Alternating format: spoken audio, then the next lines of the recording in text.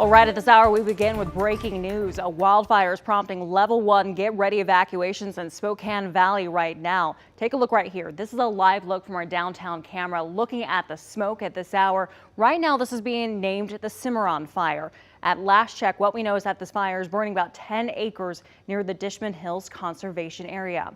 In the meantime, let's take a look at the evacuation zone right now. In just a moment, residents that live between Appaway on the north, 44th on the south, Sunderland on the east, and Goering on the west should prepare to leave. That's according to Spokane County Emergency Management.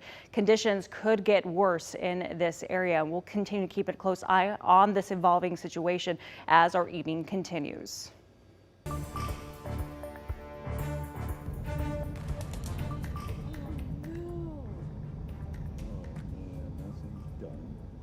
Now, of course, that is not the only breaking news that we are keeping track of at this hour. The historic Lodge Steakhouse destroyed after a massive fire broke out this afternoon. We've learned fire crews had to give up trying to save the beloved restaurant.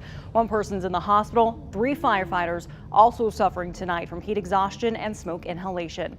That fire broke out just after noon today. Within an hour, those flames turned the nearly century-old lodge to rubble and ash.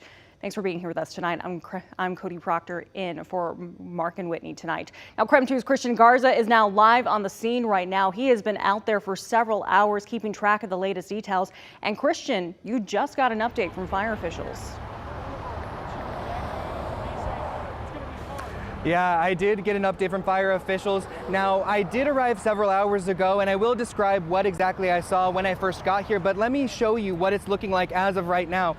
As you can see, the Lodge has completely been burned down to the ground, and you can see all around the lodge as well, there is a bunch of charred ground from the fire that came up and spread out to the nearby wildlife area. Now, it is important to note that today the Lodge was closed for customers. However, a worker here says that every Labor Day, the owner throws a barbecue for their staff and their families as well. The fire chief for Kootenai County Fire and Rescue, Christopher Wade, tells me that at this point, crews aren't sure what started the fire, but that they will be here monitoring the scene for hours.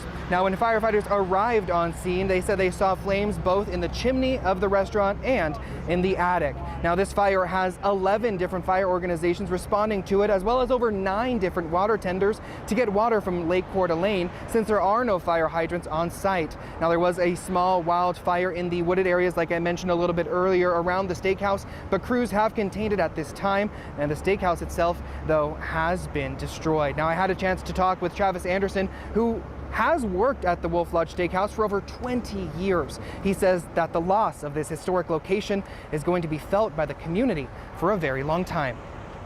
I'm devastated, tragic.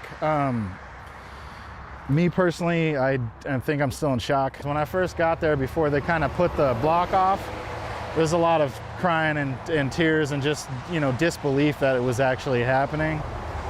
And then, yeah, it's hard to watch. Something I kind of wish I didn't really get to witness, to be honest with you. As fire crews continue to work, they ask that people stay out of the area, especially because people have been nearly hit on I-90 trying to take pictures of the damage. But like I said earlier, fire crews will remain on site for the next couple hours to make sure that there aren't any flare-ups here in the area. Live in Coeur d'Alene, Christian Garza, KREM 2 News.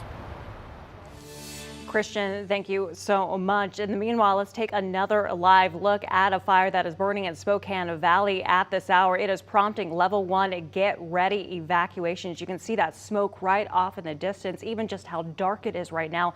Let's turn right now to meteorologist Michelle Boss. She's in the Weather Center tonight tracking conditions outside that could impact this fire's growth. How are things shaping up, Michelle? Well, fortunately for now, we don't have a lot of wind out there. Winds are generally under 10 miles per hour. We're not seeing any higher gusts, so that's good news for now, but it is pretty hot and dry out there. There's a look at some of the area wind speeds, 9 miles per hour in the Spokane area and lighter elsewhere. But it is, again, still very hot and dry out there. Cloud cover did keep our temperatures in Spokane under 90 degrees, but still well above average. 86 right now in Spokane, 83 in Coeur d'Alene, and we're still seeing some 90s out across across central Washington.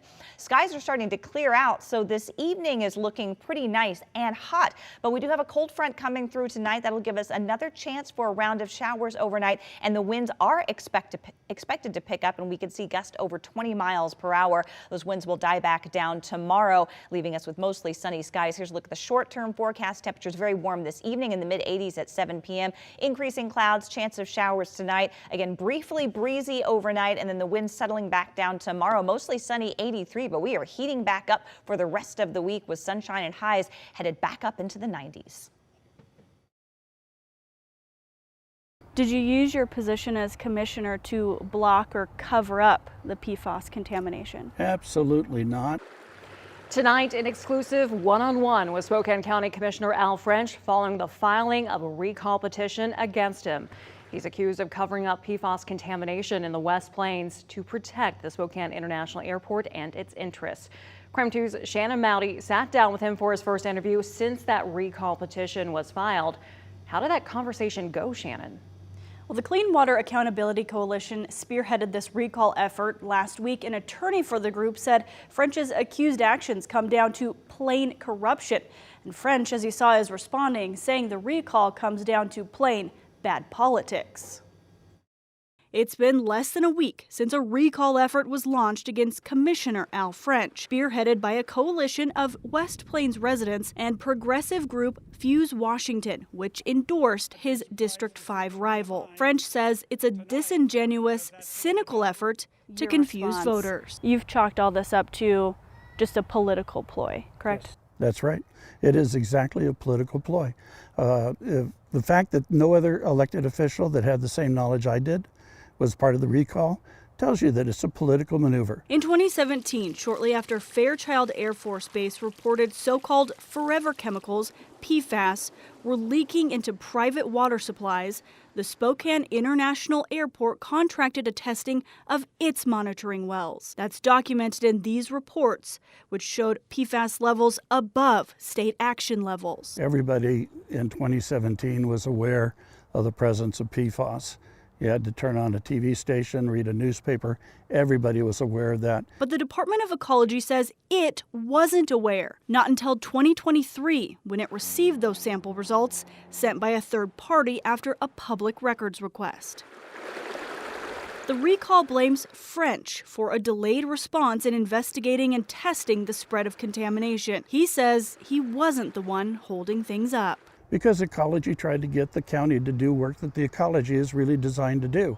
They have the resources, they have the legal authority. French says another reason the studies weren't done sooner, a conflict of interest between the airport and its partial owner, Spokane County. The recall says French was the one with a conflict of interest, and that he blocked PFAS grants and other assistance from county commission votes to protect the airport. Did you use your position as commissioner to block or cover up the PFAS contamination? Absolutely not, and there is absolutely no evidence of that anywhere. He says the accusations have been checked and rechecked by attorneys for the county and airport. There's no foundation for any of the charges. He's confident the same will be found in court, and the recall won't go anywhere.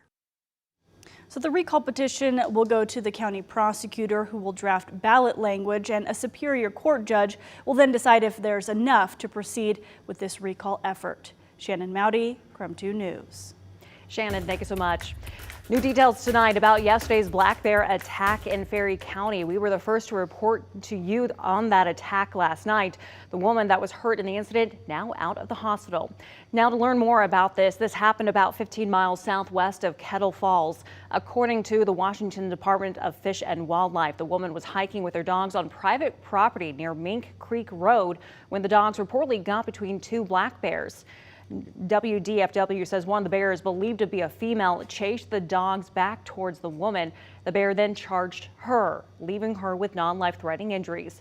Today, authorities tracked and killed a male black bear near the scene. The search was called off for the female bear after they weren't able to find her. Fish and Wildlife says they donated the black bear meat to the U.S. Air Force.